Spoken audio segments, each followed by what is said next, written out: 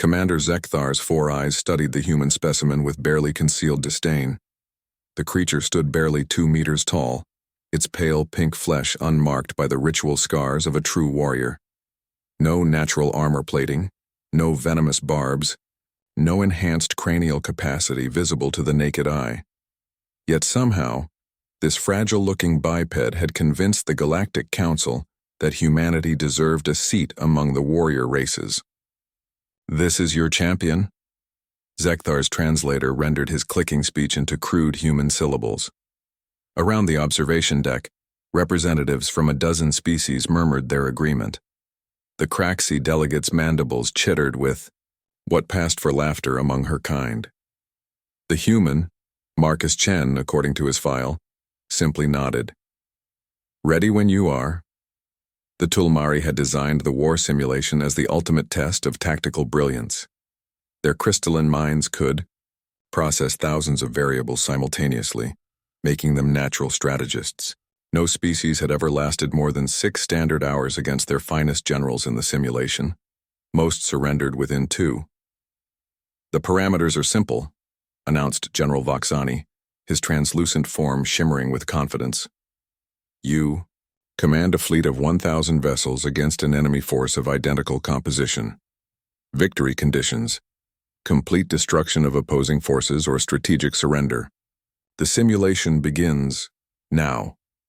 Marcus stepped into the neural interface pod without hesitation.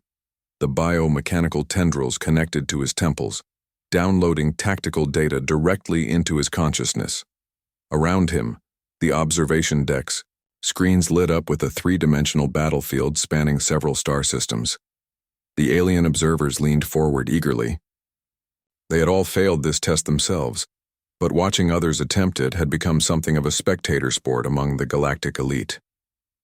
Marcus's fleet materialized in the Kepler system, a standard starting position with 3 habitable worlds and a complex asteroid field. His opponent, the AI recreation of General Thexmore, the Tulmari's greatest military mind, appeared simultaneously in the neighboring Proxima cluster. What happened next would be discussed in military academies across the galaxy for generations. Instead of the expected probing attacks or defensive positioning, Marcus did something unprecedented. He immediately ordered his entire fleet to scatter across 17 different star systems, each ship operating independently with minimal communication. "Madness," whispered the Altarian observer, her gill slits fluttering with agitation. "He's abandoned all tactical coherence." But Zekthar noticed something the others missed. Each scattered ship wasn't moving randomly. They were following incredibly complex, seemingly chaotic patterns that somehow avoided every probe and scout that General Thexmore sent after them. For 3 hours, the Tulmari AI hunted ghosts. Every time it concentrated forces to eliminate what appeared to be an isolated human vessel, the ship would vanish into hyperspace milliseconds before contact, only to reappear in an entirely different sector. Meanwhile, Marcus's ships began conducting what appeared to be random raids on unmanned supply depots and communication relays. What is he doing? The Craxi delegate's compound eyes tracked dozens of simultaneous movements. This isn't warfare, it's chaos. That's when General Voxani's crystalline form began to dim with what his species experienced as confusion. The simulation parameters. They're changing. Marcus wasn't fighting the battle that had been programmed. He was rewriting the rules entirely. Each seemingly meaningless raid had targeted specific infrastructure nodes. His scattered fleet wasn't running. It was learning. Every probe the AI sent out provided data about enemy response patterns, tactical preferences, and strategic blind spots. By hour 4, something extraordinary happened. The AI began making mistakes. General Thexmore's perfect recreation started sending contradictory orders. Its fleet formations, optimized for fighting concentrated forces, became liability against Marcus's distributed approach. Worse, the AI began exhibiting something unprecedented in Tulmari tactical doctrine: uncertainty. "Impossible," breathed General Voxani. "Our algorithms don't account for this level of unpredictability." Marcus's scattered ships suddenly converged in perfect coordination, appearing as if from nowhere to strike at 3 separate enemy formations simultaneously. But these weren't random attacks, they were precisely calculated to force the AI into an impossible choice. Defend 1 formation and lose 2. Divide attention equally and lose all 3. The AI chose to divide its forces. It was the first, truly inefficient decision General Thexmore had ever made, even in simulation.